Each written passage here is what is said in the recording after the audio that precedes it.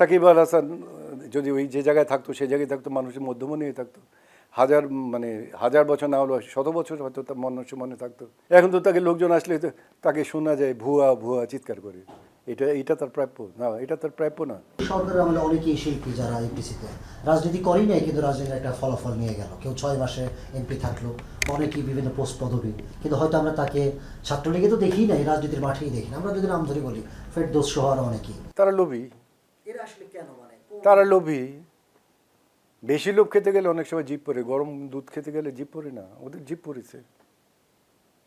কিন্তু শিল্পীদের রাজনীতি করা আপনি কিভাবে দেখেন? আমি শিল্পী কেন, বাংলাদেশের যে কোনো লোককেই তাদের শ্রমিক, কৃষক, মজুর, যাই কিছুই হোক, তাদের প্রত্যেকেরই রাজনীতি সচেতন হতে হবে। তাদের রাজনীতি তো জীবনের বাইরে না, কিন্তু রাজনৈতিক কর্মী যেটা, সেটা ভিন্ন। এবং তুমি যদি পার্টি করো, রাজনৈতিক কর্মী হও, তাহলে তোমাকে কর্মী হিসাবে ডিউটি করতে হবে।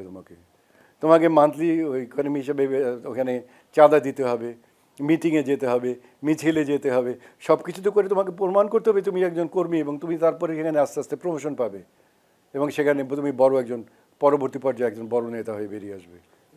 কিন্তু না করে তুমি যেটা নিতে চাও তাদেরকে আমি ওই দালাল হয়ে ওঠে অনেকে।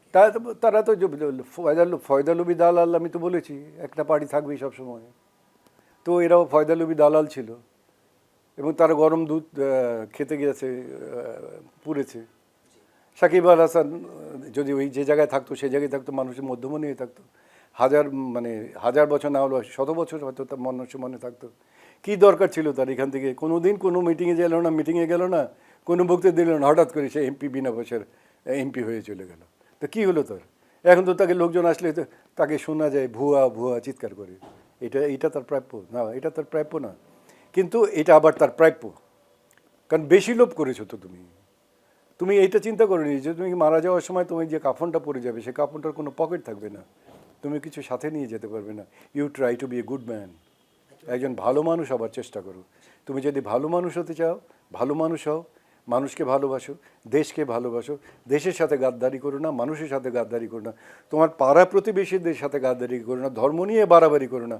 আল্লাহ তাদেরকে পছন্দ করেন না, আল্লাহ ছাড় দেন, ছেড়ে দেন না। তোমরা আজকে হয়তো ছাড় পেয়ে যেতে পারো, তোমরা আমেরিকা লন্ডনে গিয়ে বাসের উপযোগী ঘরও করতে পারো, ছাড় পাবে না।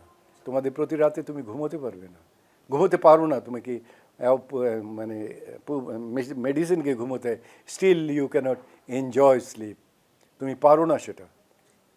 তুমি if you are a human being, তুমি যদি তো আল্লাহ তাআলা তোমাকে যদি মাটি তৈরি করে থাকে, মানুষের দ্বারা তৈরি যে যন্ত্র দানব তুমি যদি না হও, মানুষ তুমি যদি হও, তাহলে তোমাকে এটার জন্য পস্তাতে হবে, প্রচণ্ড রকম পস্তাতে হবে। মানুষ যে তোমাকে অপমান করেছে শুধু সেটাখানে শেষ হবে না, আইনের চোখেও তোমাকে প্রচণ্ড রকমভাবে যতটুকু শাস্তি আমাদের দেশে কুলায় সেই শাস্তি তোমাকে পেতে হবে। তুমি কার জন্য করছো এই চুরি, চামারি, ডাকাতি, খুন, রাহাজানি? তুমি মানুষের অন্তরে থাকো না।